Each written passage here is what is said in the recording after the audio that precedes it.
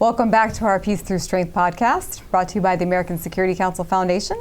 I'm your host, Joy Votrobek, and with me is our senior analyst, Lauren Sanford, and returning guest, Colonel Retired Pete McIlwain. And I say returning guest, and he's been with us quite often, so I might have to be a contributing host here. So today, Pete is going to talk a little about Operation Rising Lion and the regime change game. Pete? All right. Yes, that's the title of what we're going to be talking about: Rising Lion and the regime change game in Iran. Okay, so the question is, what was the real objective of Israel's so-called 12-day war, or Operation Rising Lion? And was it really the overwhelming success as claimed by both Israeli Prime Minister Benjamin Netanyahu and President Trump? In a post-operational press briefing on the 3rd of July, Israeli Defense Forces Chief of Staff General Ayar Zamir said that the planning for the attack on Iran began in February of this year, 4 months before the first wave of Israeli fighters swooped in on June 13th. He said that Israel had no choice not to attack, as Israeli intelligence had obtained incontrovertible information that Iran had refined over 140 kilos of weapons-grade U-235, sufficient for Iran to make between 1 and 10 nuclear weapons of a size deliverable on Iran's ballistic missiles, and that Israeli intelligence estimated that Iran could be only weeks away from actually making the weapons. Furthermore, General Zamir claimed that this information and planning for the attack had been shared with the Americans throughout. Now, I realize that does not necessarily track with what we may have been hearing from the mainstream media, but that's what he said. Okay, leaving us. What are your thoughts on February being the beginning of this planning? Well, I think we're gonna see that there's some controversy about when things started. Leaving aside that Netanyahu has been claiming the exact same thing about Iran and their weapons being just days or weeks or mere months from fabricating a weapon for years, if not decades. And also on July 3rd, a gentleman named Sima Shine, who a now retired former chief analyst at Mossad, commented that this attack was a culmination of years of careful work by Mossad. But the question is whether the primary objective was really just the destruction of Iran's nuclear capability, or was it something larger, something for which the Iranian nuclear weapons program was, for the most part, a screen, making the obscured real objective more palatable to the public at home and abroad? That's the question that we're dealing with right here. Here is what Israeli Middle East war correspondent Elijah McGinnier noted on July 8th, or in other words, the week after that presentation by General Zamir. His points: number one, is Israel's attack and the 12-day war that followed actually was aiming at changing the ruling system in Iran and its government, and that effort had failed. That was his first point. Secondly, the CIA and Mossad never actually intended to destroy Iran's nuclear or missile programs because they knew they wouldn't be able to. Rafael Grossi, head of the IAEA, revealed that he visited nuclear facilities 800 meters underground. Now, he didn't say, McGinnier didn't say which facility here. Is that 800 meters or 800 feet? He said 800 meters is what he said, which is 2,400 feet at least. Yeah, it's halfway to the center of the earth. I don't know. I don't know how accurate that is, but that's what he said. Okay. But McGinnier is saying no bomb in the U.S. arsenal can reach that depth. No kidding. Not even the GBU-57 bunker busters with the B-2 flies. Third point, the Pentagon wouldn't bomb Isfahan because they knew the attack would fail. I don't know why McGinnier is saying that particularly. And we were talking offline. Where is Isfahan located? Southwest of Tehran, more down toward the coast. One of the reasons from other sources is that is an active nuclear power plant, manned and technology-wise from the Russians. And by attacking that with an active nuclear plant operating, the fallout of destroying that might cause radioactive problems all over the Middle East. So between the Russians not wanting to get the Russians worked up too much and the danger of radioactive is the reason why they didn't attack it. But this is an operating nuclear power plant that's left unscathed. The damage to Fordo at 100 meters deep is very uncertain, and the U.S. knew it. Now, this is what he's saying. I know there's a lot of controversy in the press about that very issue, but that's what this Israeli journalist is saying. Iran's nuclear infrastructure was designed with this, that is, having to bury it deep in mind. Next point, centrifuges are not vertically stacked like dominoes. They're distributed, hardened, and concealed. Enriched uranium has been relocated across the multiple undisclosed sites. After the strikes, the West isn't even sure that what was damaged and what has survived. His next point, but the military bombing was only a small part of the plan. For 12 days, the U.S. and Israel launched a full-spectrum regime change operation. Intelligence networks, spies, and collaborators embedded over decades, dormant cells, saboteurs, assassins, drone teams were all activated.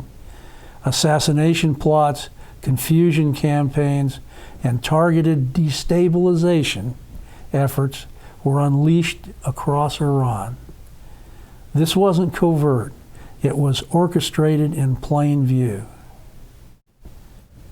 His next point, Israeli Prime Minister Benjamin Netanyahu hosted the Iranian Crown Prince, while the media platforms in London and Washington amplified opposition figures.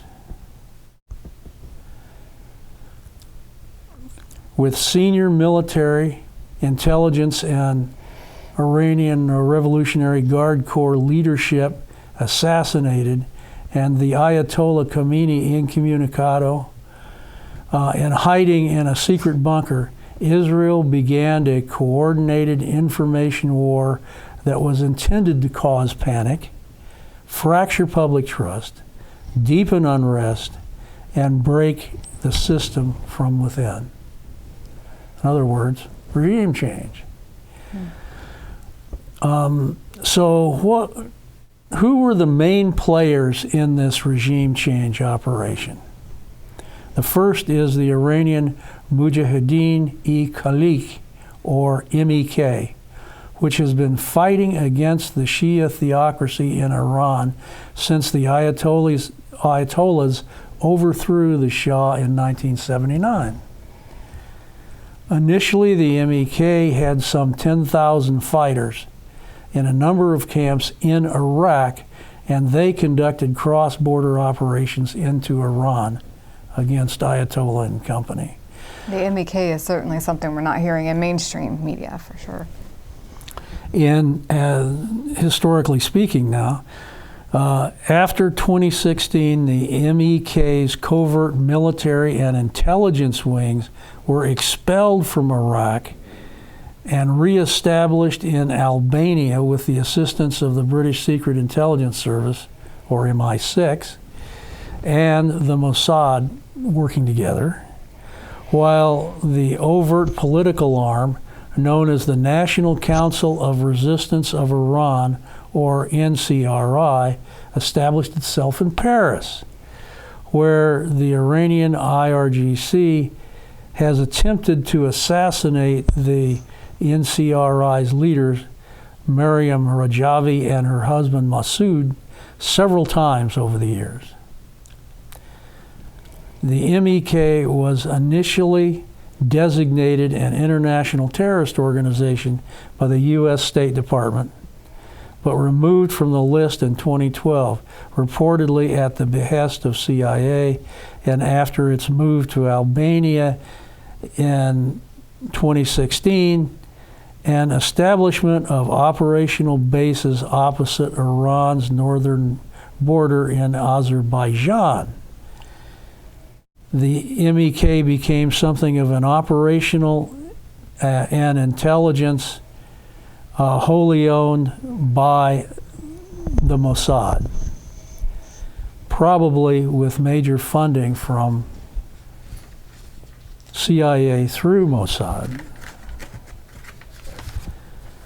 Okay, the second participating agents in the regime change operation were Kurdish tribal groups in Kurdistan and Hurmada province in Iran's north and west, and supported by and through CIA in the Kurdish area of Iraq. There are something like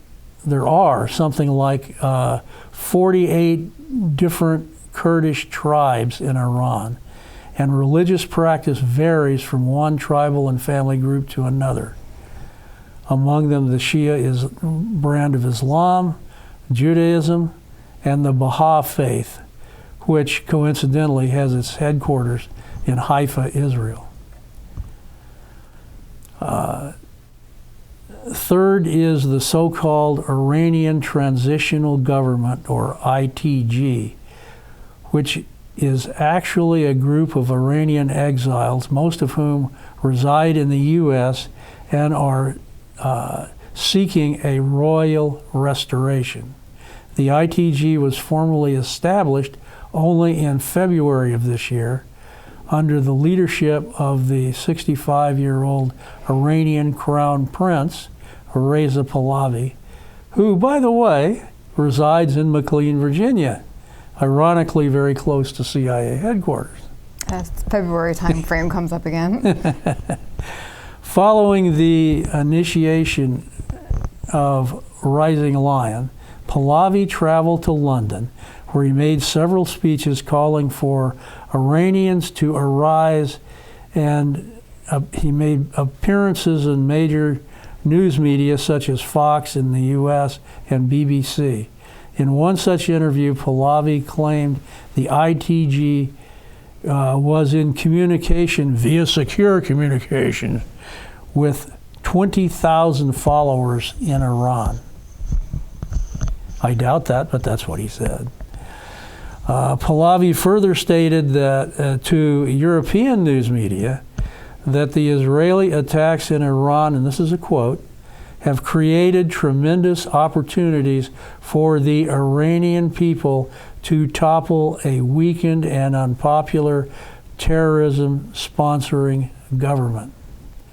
I wonder how many times he had to rehearse that before they would let him say that. Anyway, the reality seems to be that Pahlavi essentially played well to audiences who didn't matter. But the message fell flat inside Iran.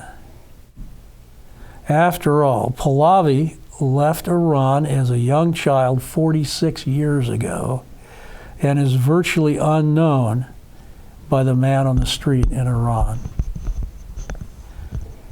On June 17th, day 5 of the operation, President Trump appears, either wittingly or unwittingly, to have assisted the regime change effort by publicly announcing, true or not, that he, and by extension the Israelis, knew exactly where the Ayatollah Ali Khamenei was hiding, opining that he was an easy target, but that Trump did not want Khamenei killed for now, and went on to suggest all of Tehran needs to evacuate immediately.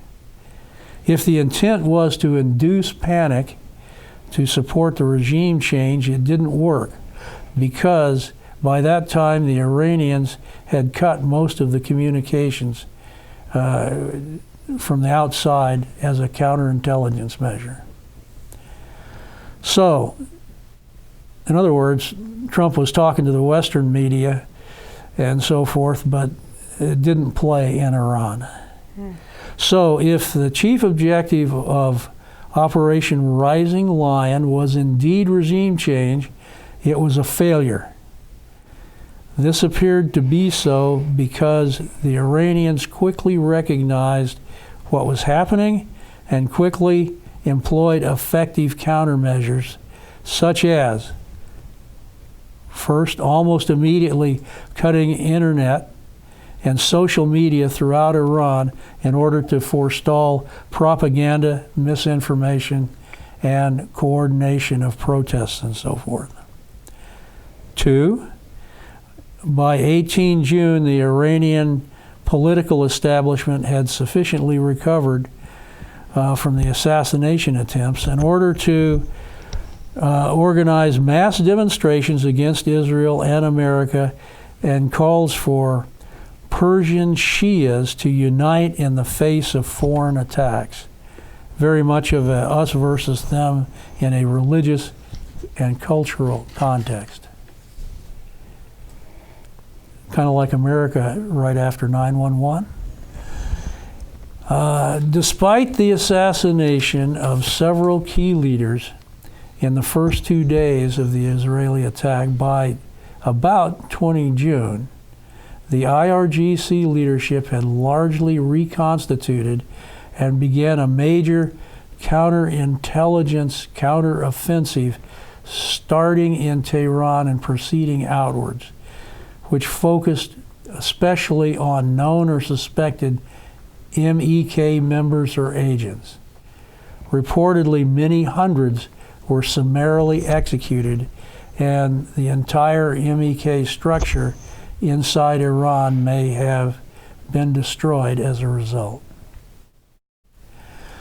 The IRGC also began a similar purge against certain Kurdish clans in the north and west. Many were being killed in Kurdish areas than in the purge against the MEK, apparently. One source said to me on a sat phone on 5 July, and this is a quote, the repression has become terrifying. If you are on a list because you have mocked the regime or are seen as pro-Israeli in any way, you will disappear. Okay, finally, to top it all off, also on the 5th of July, Ayatollah Khamenei emerged from his hiding place to attend an Ashura mourning ceremony at the Imam Khomeini Mosque in central Tehran, seemingly sending a message to all Iranians that the Ayatollahs were still very much in control. So what's next? It's not a Trump-imposed peace in the Middle East. It's a ceasefire only, while both Israel and Iran address the massive battle damage that both countries have suffered so far, and to replenish their depleted stocks of ammunition.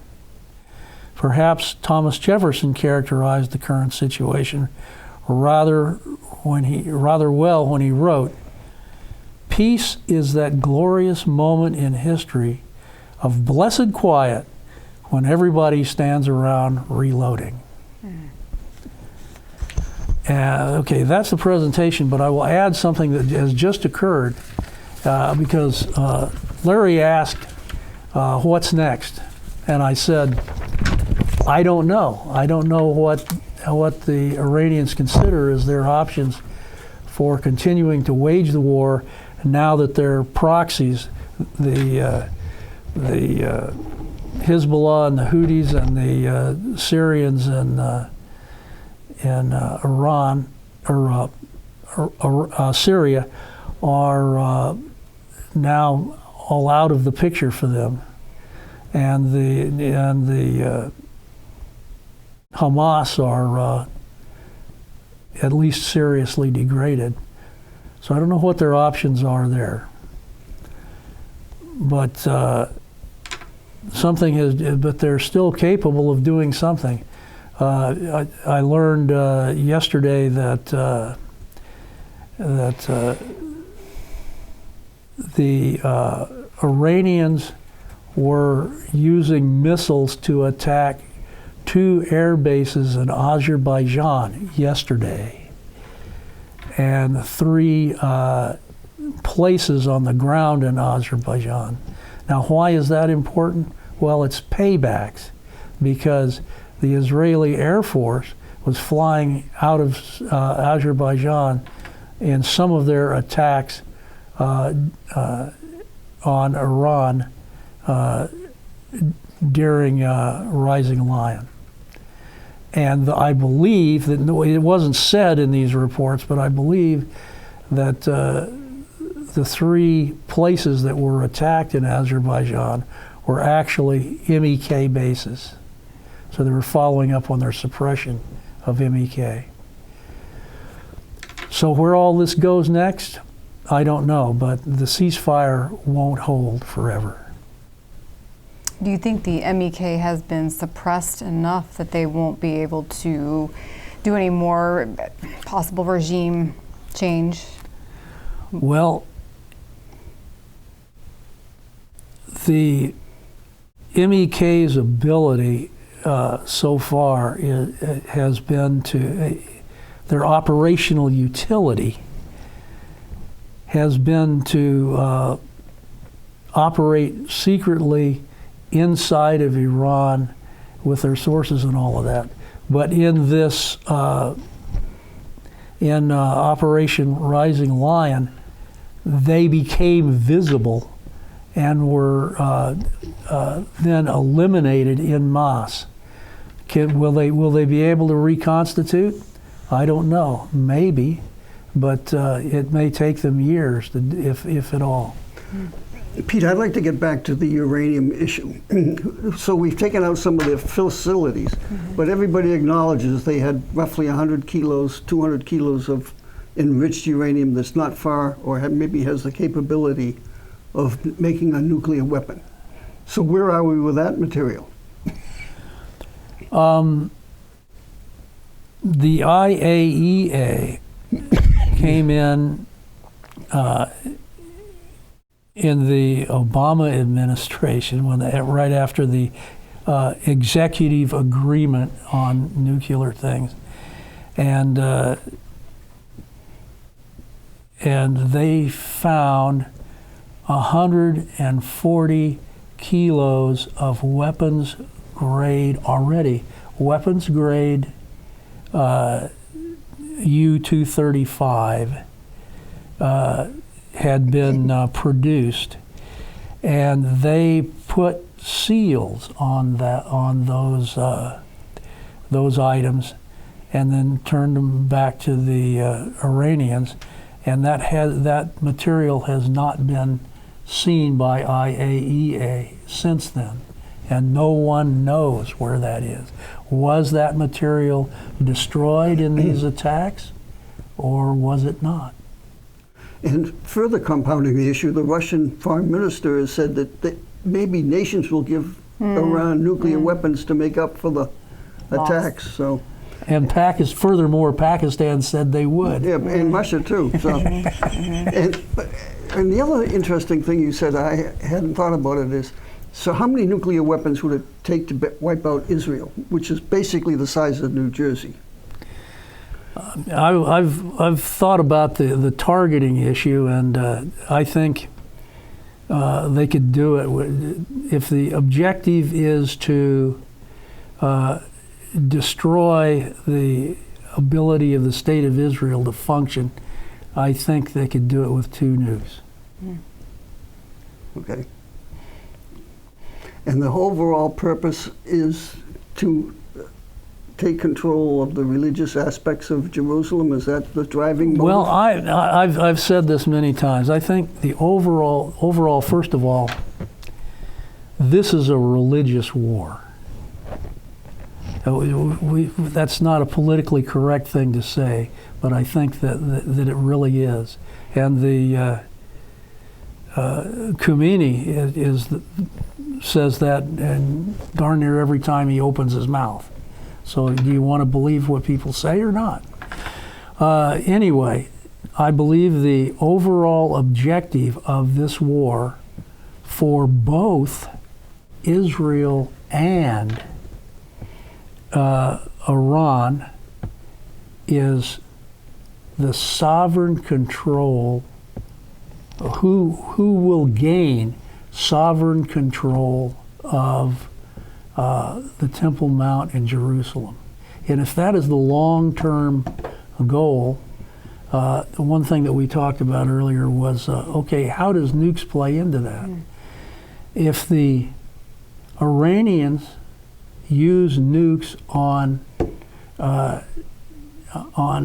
Israel, they will be defeating their own. Yeah, I mean, in Jerusalem, they will be defeated.